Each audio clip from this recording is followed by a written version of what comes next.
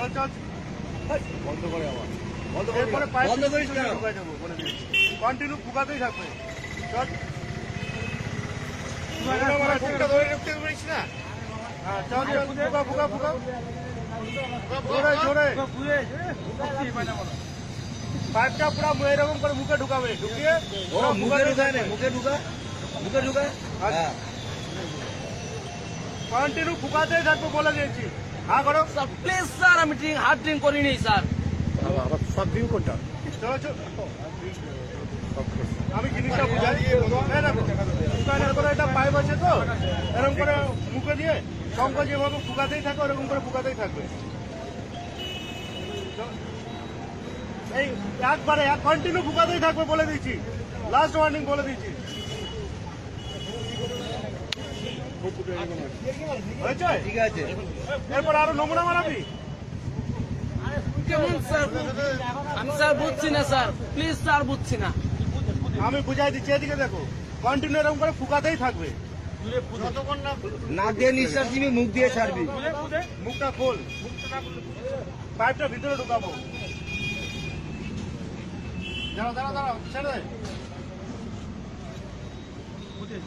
হ্যাঁ, চল ছাড় হয়েছে। এতক্ষণে তুই বুঝলি চটটা খায় না। হ্যাঁ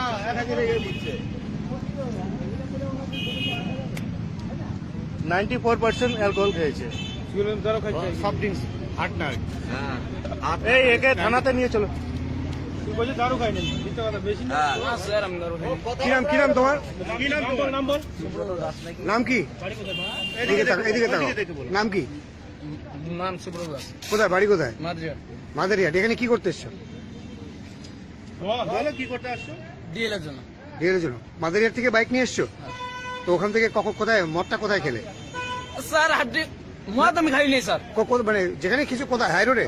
না স্যার, তাহলে আমি আলিপুর ওয়ান শপ থেকে কিনে গেছি। ওয়াইন শপ থেকে? হ্যাঁ স্যার, ওয়াইন শপে KFC মাঠে গেছি। আছে রসিদ আছে সাথে? না, তাহলে কোন ওয়াইন শপ থেকে? কিছু দেয়নি স্যার। হুম।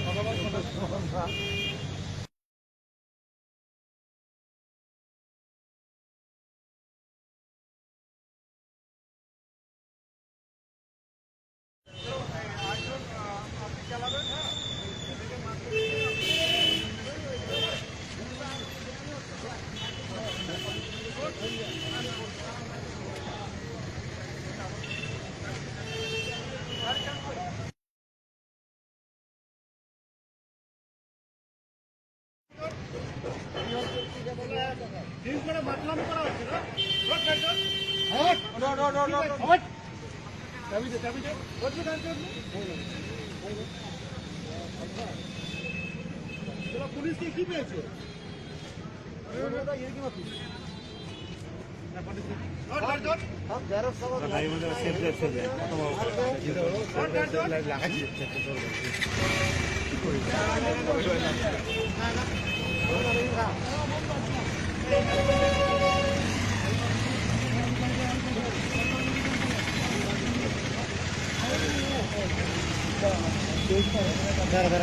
রেল ছাড়া যাবে না বাবু, রেল ছাড়লে তো বাঁচবি। ডিউটি অফিসারকে দিবে। হ্যাঁ ডিউটি অফিসারকে দিয়ে বলবো আমি ফোন করে সাইকেলটা সরা দাও না, সাইকেলটা চলো ভাই চলো।